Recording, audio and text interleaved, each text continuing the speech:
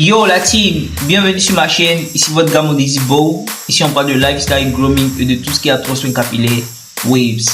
Aujourd'hui, on va parler d'un problème que beaucoup de wavers rencontrent, mais que peu comprennent vraiment. La couronne.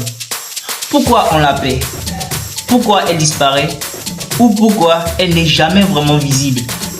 Et surtout, comment faire pour qu'elle soit plus nette, visible, même à distance? Et t'inquiète pas, je ne vais pas juste te parler technique, je vais te donner des astuces concrètes, te raconter ce que j'ai traversé et surtout comment toi tu peux régler ça dès maintenant. Dans l'univers des waves, la couronne est à la fois le centre et la fondation. C'est le point de départ de toutes les ondulations. Mais elle est aussi la zone la plus complexe à maîtriser, car elle demande rigueur, précision et compréhension de ton implantation capillaire.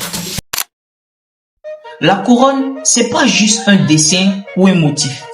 C'est le point central de tes waves. C'est là que tout commence. C'est le point d'origine, la base. Mais attention, la couronne elle-même, c'est juste un creux ou une petite élévation. Ce n'est pas ce qui rend le truc stylé. La couronne, ce n'est pas juste le centre de ta tête. C'est le point stratégique d'où part chaque direction de brossage.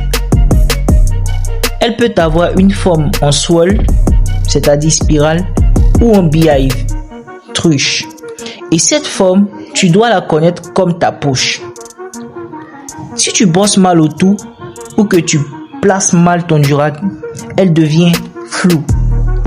Tu peux avoir les plus belles waves, mais si ta couronne est morte, ton flow est gâché. Ce qui donne la force, la puissance et la beauté de ta couronne, ce sont les contours. Et beaucoup de wavers pensent qu'il suffit juste de brosser tout le crâne pour que la couronne apparaisse. Mais non! Si tu ne travailles pas précisément autour, ta couronne va rester floue. Et puis, elle peut même se perdre avec le temps. Moi aussi, au début, je pensais que je pouvais faire mes sessions de brossage normales, poser mon durag et attendre que la couronne apparaisse toute seule. Résultat, après 2 semaines de brossage intensif, j'avais des waves corrects, mais ma couronne était floue. On voyait rien. Un jour, un pote m'a dit, mais Mondezy, t'as de belles waves, mais ta couronne, faut y voir. J'ai eu le déclic ce jour-là. J'ai compris qu'il fallait travailler cette zone comme si c'était une coupe à part entière. Depuis, je ne laisse plus passer la journée sans faire au moins 5 minutes de brossage ciblé sur mes contours. Quand les contours sont flous, la couronne disparaît. Tu peux avoir de belles waves partout, mais sans contour solide, ta couronne est invisible. C'est comme dessiner un cercle sans bordure. Tu ne vois rien. Alors, lorsqu'un waver travaille ses premières lignes autour de sa couronne, il crée des limites. Il crée une structure et ça change tout. Regarde les gros wavers sur Instagram ou YouTube. Ceux qui ont une couronne ultra nette, ils ne négligent jamais les contours. Ils savent que la précision autour de la couronne, c'est ce qui crée de l'illusion de profondeur, de symétrie et de beauté. 1. Utilise une petite brosse à dents ou une petite brosse de précision. Elle te permet de travailler autour sans déranger les autres waves.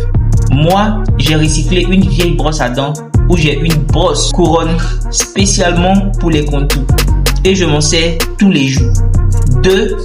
Brosse avec des angles réfléchis autour de la couronne. Il faut comprendre si tu as une couronne en swirl ou en beehive parce que chaque type a une direction précise.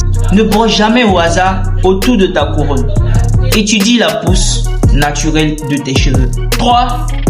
Applique une petite dose de pommade ou d'huile. Une pommade légère ou une huile naturelle te permet de lisser les frisottis, de contrôler les repousses. Ça rend les contours beaucoup plus nets. 4. Fais des sessions ciblées.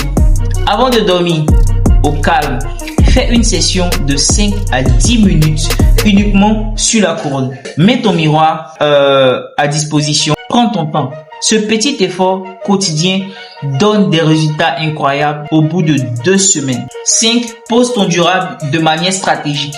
La manière dont tu poses ton durac peut complètement soutenir ou ruiner ta couronne. Perso, avec l'habitude, je pose mon durac sans problème, même sans accessoires. Et ça ne dérange pas ma couronne.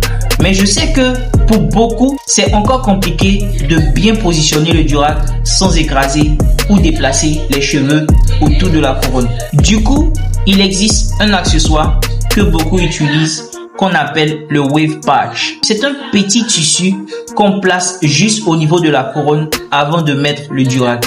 Ça aide à bien plaquer les contours sans les abîmer. Donc, si tu galères à poser ton durac correctement ou si tu remarques que ta couronne est toujours floue après la pose, je te conseille d'essayer un wave patch.